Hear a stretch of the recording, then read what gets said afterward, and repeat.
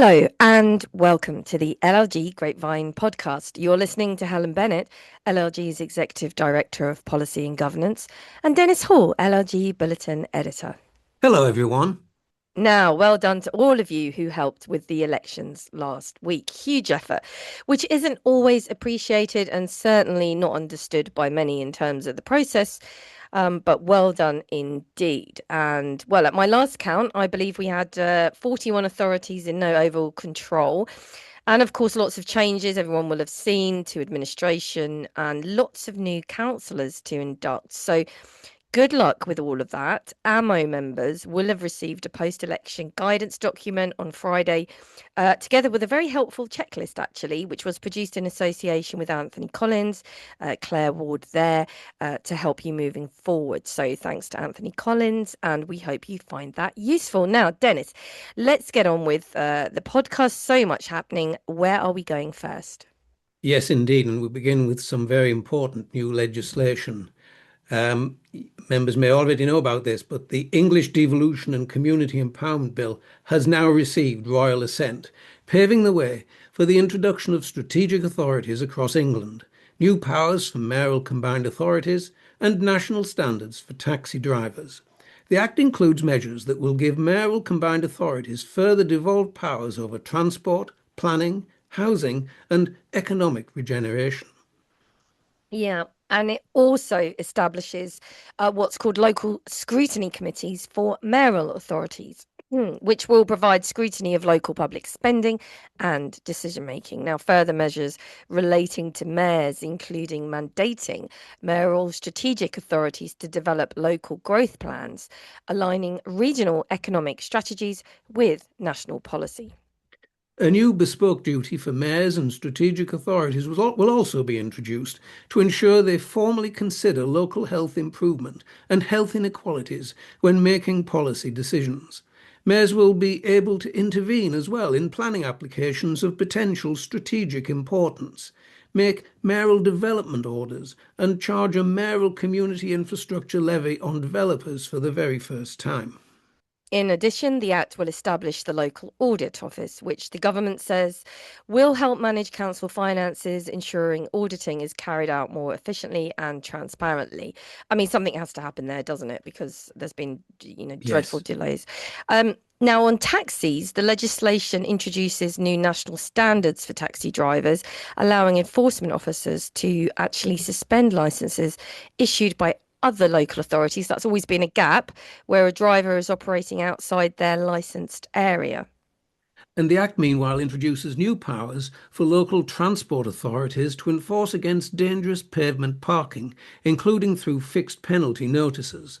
And there'll be new licensing powers for rental e-bikes, which will allow local authorities to set specific requirements on parking safety and accessibility standards. Yeah, well, elsewhere, the Act includes a new community right to buy, aimed at giving local people the first right of refusal for what's called valued community assets, such as shops and community centres, when they're put up for sale. And also, gambling impact assessments will be introduced to address the proliferation of gambling shops on the high street, so that councils can prevent new gambling shops from opening in the first place. And upwards-only rent review clauses in new and renewed commercial leases will also, from now on, be banned. These clauses previously prevented businesses' rents from decreasing, even if the market rate decreased for new commercial rental agreements. But something was missing, Helen, as we both know, and we will discuss this in my next item.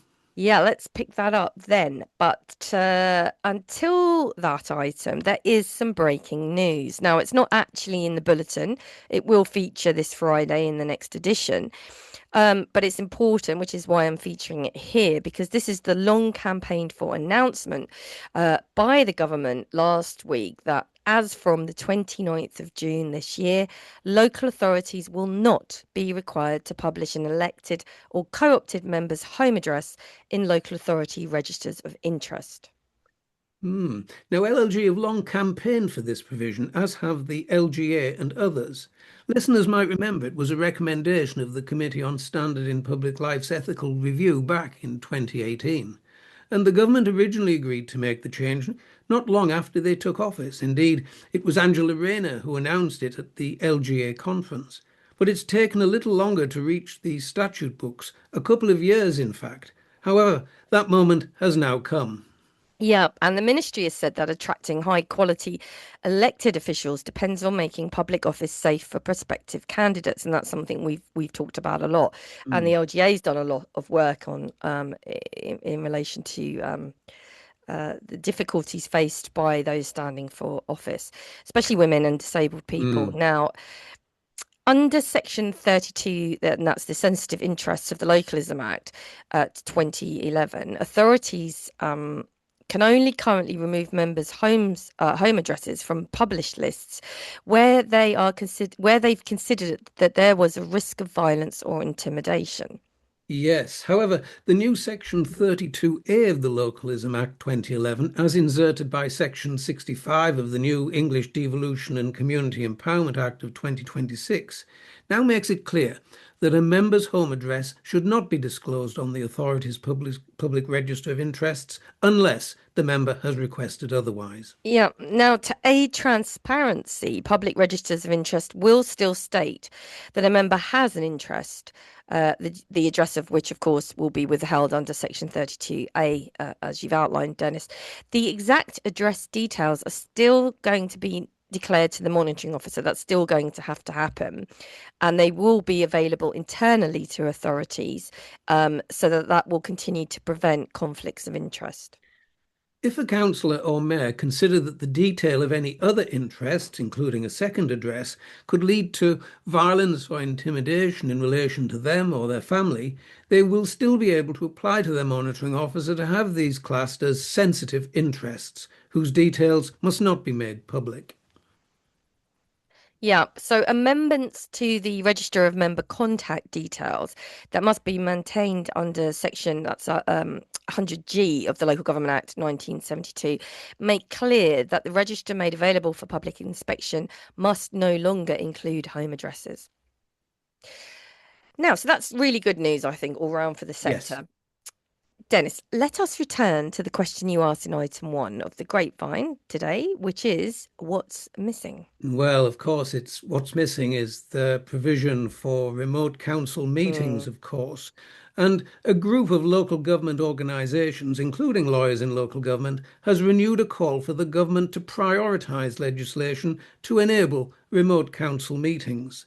The Digital Democracy Partnership, the DDP, has written to the government urging it to introduce legislation for remote meetings in the next parliamentary session. And this is according to an online post published by LLG on Thursday, the 30th of April. Well, let me tell you, Dennis, I wrote that post because I sit on the Digital Democracy Partnership, and I've got to say it's a fantastic group of people. We started to come together via the LGA during COVID, in fact, and it's really been an enabler to assist the sector in its move to remote and hybrid meetings. So. I mean, from our point of view, I mean, the Ministry of Housing, Communities and Local Government has previously confirmed plans to introduce remote meeting legislation in a consultation response, which was published in June of last year. And in the consultation forward, and of course, LLG did respond to it, we'll come on to that. The government described the attendance of elected members at meetings as a core part of the democratic Mm. process. But they did note that there are circumstances in which it may not always be possible for members to attend council meetings in person. However, almost a year on from publishing its response, the government has yet to introduce legislation to support a provision for remote meetings. The delay was initially highlighted by the DDP in October last year, when it voiced concern over the absence of remote or hybrid meeting provision in the English Devolution and Community Empowerment Bill, which, as we've mentioned, received royal assent last week. Yeah, at the time, the partnership described the omission as a serious missed opportunity. And commenting on the delay again this week, LLG, we've said that it's been 5 years since ourselves Mm. and the Association of Democratic Services Officers brought the High Court judicial review, which attempted to enable remote provision post-COVID for authorities in council meetings.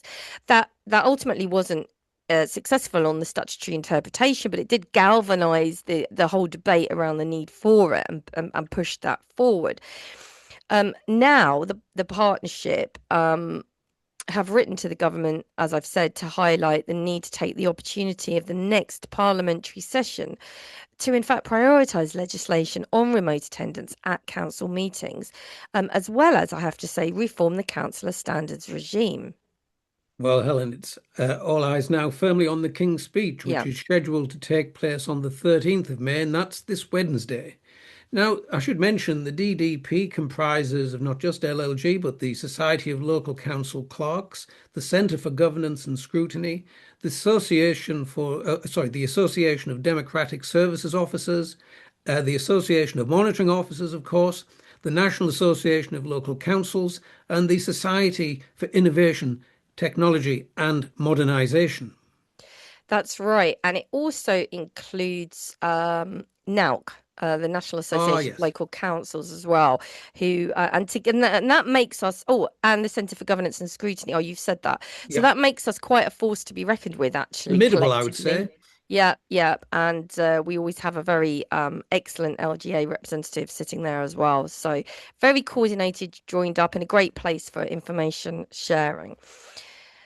Now let's move on to our next item. I'm going to return to the bulletin and something which I found really interesting actually. It's a little bit maybe not 100% local government specific, but actually it relates to elections and government as a whole. And this is something called the Rycroft Review. Now, the Rycroft Review is an independent examination of the risks posed by foreign financial influence and interference in UK politics. So both those things. It was commissioned by the UK government and published in March of this year. And it was conducted by Philip Rycroft, hence the name. He's a former permanent secretary. And the review was presented to Parliament. It responds directly to concerns about the integrity and resilience of the UK's democratic institutions, of which we should all be immensely interested. Well, yes, quite.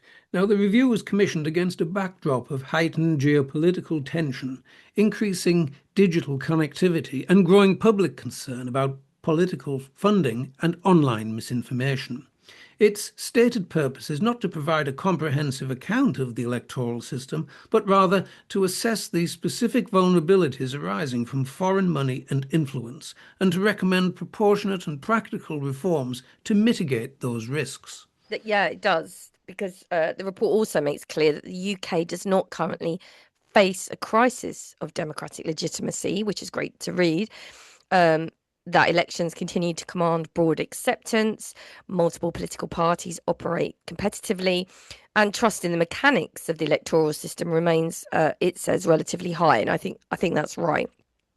However, the review does identify a long-term erosion of trust, exacerbated by concerns over political finance and the quality of political discourse, particularly in online environments. And the review also identifies foreign interference as both real and persistent, based on briefings received from the security services, the police, the Electoral Commission, and relevant government departments. And it highlights hostile activity linked to Russia, China, and Iran, and notes that such activity may take the form of covert financial influence, as well as sustained efforts to foster division and distrust through social media and other digital channels. Yeah, I think notably the review distinguishes carefully between legitimate foreign influence conducted openly and transparently and foreign interference, which is characterized as covert, deceptive, or corrupting, and incompatible with our democratic norms. And the distinction is treated as central to the development of proportionate regulatory responses. And a substantial part of the review addresses the regulation of political finance. And we have read quite a bit about that in the news over years, in fact. The review endorses measures already proposed by the government, including provisions in the Representation of the People Bill 2026, while recommending further action. And key recommendations include an annual cap on donations from overseas voters, tighter controls on corporate donations linked to post-tax profits, and a moratorium on political donations made via crypto assets. Hmm. Now, the review also stresses the importance of transparency and due diligence, advocating enhanced know your donor requirements aligned with anti-money laundering standards, standardized reporting by political parties, and improved information sharing between parties, regulators, and security bodies. Yeah, and from an enforcement perspective, the review concludes that existing powers are insufficient, and it recommends strengthening the investigatory powers of the Electoral Commission, reviewing criminal thresholds and sentencing under electoral law, and establishing a dedicated centre of police expertise to deal with complex cases of foreign interference. In relation to online activity, the review calls for hostile foreign online interference to be treated as a significantly higher priority across government, and it recommends banning foreign-funded political advertising and ensuring clear disclosure of the funders of online political content. Well, I think overall the Rycroft review is fairly measured, Dennis, and it does Yes. it avoids alarmism anyhow, which is not helpful in any situation. But I do think what there is all the way through it is a clear warning that failure to act now does carry meaningful long-term risk, and it really what it says is that democratic resilience depends on vigilance, effective regulation, and public confidence. Those three things, and that they are going to need sustained attention at senior levels of government to ensure that this kind of interference doesn't snowball or in fact, hopefully can be eradicated Yes, and I'm altogether. sure we'll return to this in the future, Helen. It's an important issue, I, an I think emerging we issue, will. in fact, for some years now. Absolutely. Moving on, and I thought this was a very interesting piece, and thanks to Anthony Collins for this, our corporate partners. Uh, the Renters' Rights Act 2025 is now law, but here's the question. What do its enforcement powers mean now for local authorities? And as I say, our corporate partner, Anthony Collins, recently covered this topic at the LLG Housing Law Conference, and what follows is a summary of what they said.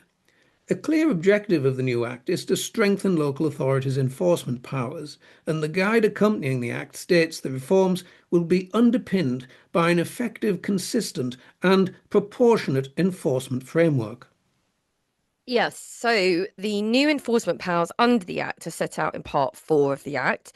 And some of the highlight points to note are that the Act introduces a new statutory duty on every local housing authority to enforce what it refers to as the landlord legislation in its area. So this includes, a little bit technical here, chapters 3 and 6 of Part 1 of the Act. So that's discrimination in the rental market and stating that the proposed rent and rental bidding is part of that. Part 2 of the Act, which is residential landlords, landlord redress schemes, and the private rented sector database. And sections 1 and 1A of the Protection from Eviction Act. I'm very familiar with that. That's all the way back to 1977, that Act. And Chapter 1 of Part 1 of the Housing Act 1988. And by that, we mean assured tenancies. Yes, authorities meet that enforcement duty by acting in accordance with their enforcement policies, which should have been reviewed now to take account of and indeed reflect the guidance released to support the new framework. The Act also recognises that enforcement does not always fit neatly within local boundaries, and where landlords operate across multiple areas, the legislation allows one authority to take the lead on enforcement action in respect of all breaches, even those outside its area. That's a novel provision, I think. And county councils are also given powers to enforce the landlord legislation in certain circumstances, again subject to notification. Mm. And the Act introduces a wide range of investigatory powers, including the power to request information from individuals and organisations, such as landlords, agents, uh, letting agencies, estate agencies, tenants, banks, accountants. It gives power over all of those to enter rental sector businesses' premises with or without a warrant, and enhanced ability to use data held by tenancy deposit schemes, housing benefit, and council tax teams. I think used properly, these powers do have the potential to transform how authorities gather intelligence and build robust cases. Certainly, the council tax one is interesting because normally that's heavily guarded Yes, under all indeed. circumstances. Yeah. Yes. Quite. And a key theme of the new framework is the distinction between a breach and an offence. Breaches, which can be caused by simple administrative error, attract financial penalties of up to £7,000. More serious offences allow authorities to choose between prosecution or a financial penalty of up to £40,000. Notably, illegal eviction can now be dealt with by way of a financial penalty rather than prosecution alone.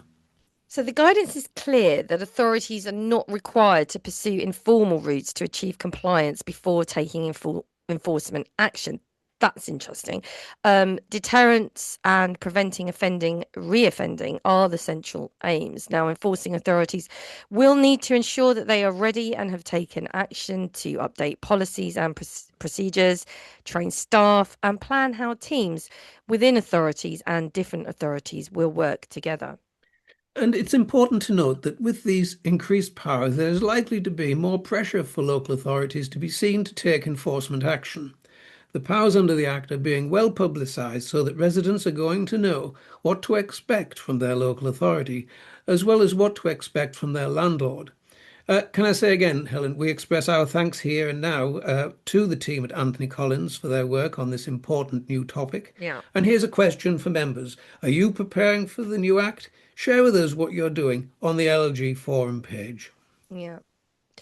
We're seeing a lot. I've seen that the job market is really picking up in tenancy enforcement Yes. officers again, and that was something that was really big 25 years ago and then was kind of eradicated, and now it's coming back again to deal with these powers. Mm. So let's see. We'll keep an eye on, monitor the impact, see how we We go will, with and I'm it. sure there'll be more on this in the LLG schedule of conferencing. Absolutely. Now, for our final item of the podcast, and we're going to look at a childcare case, and it is extremely important, actually. So, the Supreme Court has delivered an important judgment addressing the constitutional and statutory limits of the court's power in adoption law. And this is the matter of X and Y, children adoption order setting aside. It's a 2026 case, and the citation is UK SC, as in Supreme Court 13. Now, the central question was whether a validly made adoption order can ever be set aside other than by appeal, and in particular, whether the High Court's inherent jurisdiction may be invoked to revoke such an order on welfare grounds years after it's been made. Interesting question. Now, here's some detail on this. The case concerned two siblings, X and Y, who were placed for adoption with the appellant in 2012 following care proceedings and adopted in 2013. Although contact with their natural mother was maintained, the adoption later broke down, and by 2021 both children had returned to live with members of their birth family. Subsequent family court proceedings resulted in child arrangements orders, reflecting those living arrangements. It's very sad that quite a high number Mm. of adoptions do indeed break down. I'm not sure sort of people that people are aware of the extent of that. Returning to the case, by the time the matter reached the Supreme Court, however, both X and Y were in fact adults, and the adoptive mother, supported by the children and their natural mother, sought to have the adoption orders revoked. The argument advanced was that the continued legal status of the adoption created a, quote, legal fiction, inconsistent with the children's identity and lived reality, and that the court's inherent jurisdiction should be available to correct this in exceptional circumstances. Now, the Supreme Court identified a single discrete question of law here. Does any jurisdiction exist to revoke a valid adoption order outside the statutory framework, including by reliance on the inherent jurisdiction of the High Court?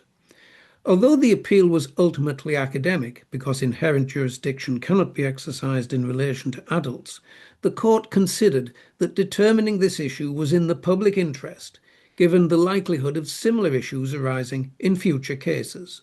Yeah. So the judgment provides a detailed analysis of the Adoption and Children Act 2002. It's linked in the bulletin.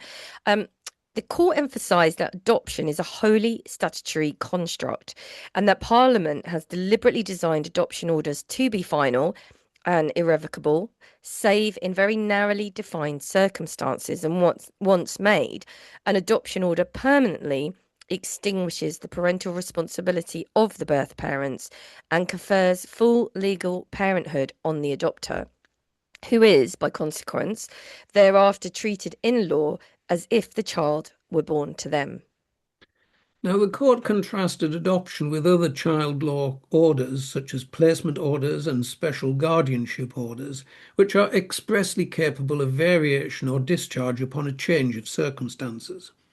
The absence of any general statutory mechanism to revoke an adoption order was held to be both intentional and significant. Yeah. Now, the Supreme Court unanimously rejected the argument that the inherent jurisdiction could be used to revoke a valid adoption order. To do so would undermine the statutory scheme, it said, contradict Parliament's clear intention as to permanence, and erode legal certainty for adopted persons and their families. The court concluded that there is no freestanding welfare jurisdiction to revisit adoption decisions once they are lawfully made, other than through appeal or the very limited statutory exceptions provided by Parliament. Yeah. So the judgment provides authoritative clarification, in fact, coming from the Supreme Court on the finality of adoption and the limits of judicial discretion in this area, whilst acknowledging the human complexity of cases where adoption later breaks down. The court reaffirmed that such considerations cannot displace the statutory structure established by Parliament. And on that note, that's it for another edition of the Grapevine podcast. You can read more on the items discussed today and many more besides by going to bulletin number 17, available on the LLG website now. So it's goodbye from me. And from me too. Bye bye now.